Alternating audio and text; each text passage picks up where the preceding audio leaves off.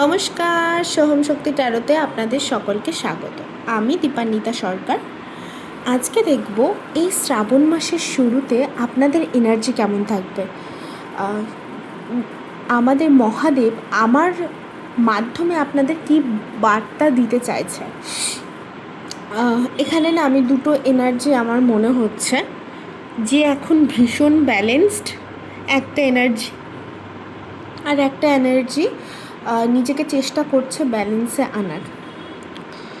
প্রথমত আমি একটা জিনিস বলে রাখি, শ্রাবণ মাসটা আমরা শিবশম্ভুর জন্য পালন করি।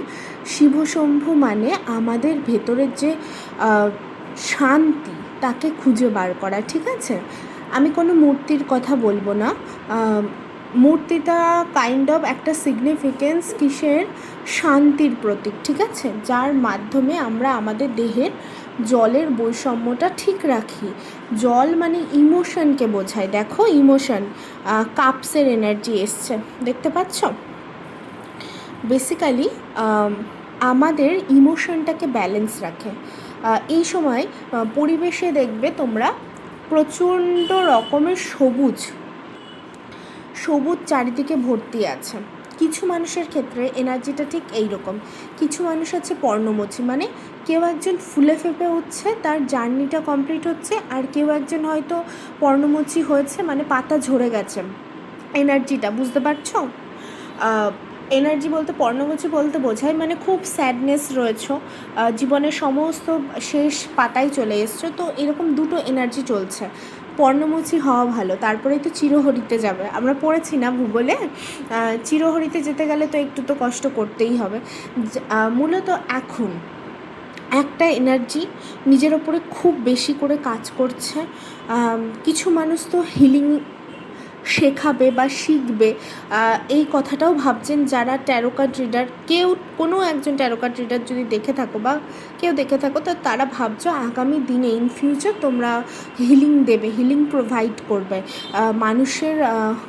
মানুষকে হিলিং প্রোভাইড করবে। আর আরেকদল মানুষ তারা অলরেডি কুইন এনার্জিতে চলে এসছে। কুইন এবং কিং আমাদের কিন্তু এই এনার্জিটা বিগত কিছু দিন ধরেই আসছে।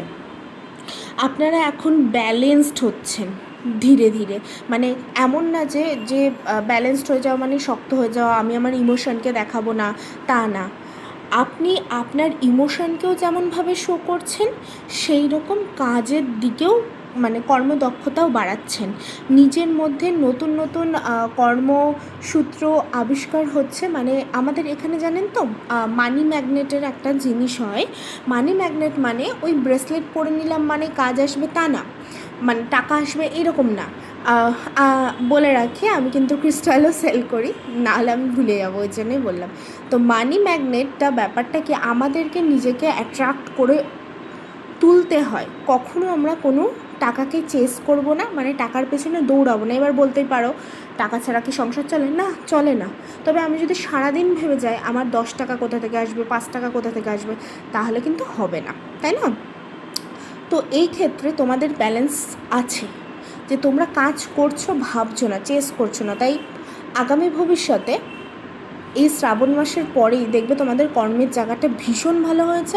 আর এই সময় পারলে যারা আমাদের হিন্দু ধর্ম অবলম্বন করে বা যাই হোক না কেন, দেখুন সবার আগে প্রথমত মানুষ, তাই না? তো মানুষ হিসেবে আমরা প্রকৃতি মাতাকে জল প্রদান করব। এমনি জলে জলা, চারিদিকে জল আর জল, তবে তাও কোনো একটা গাছে জল দেব।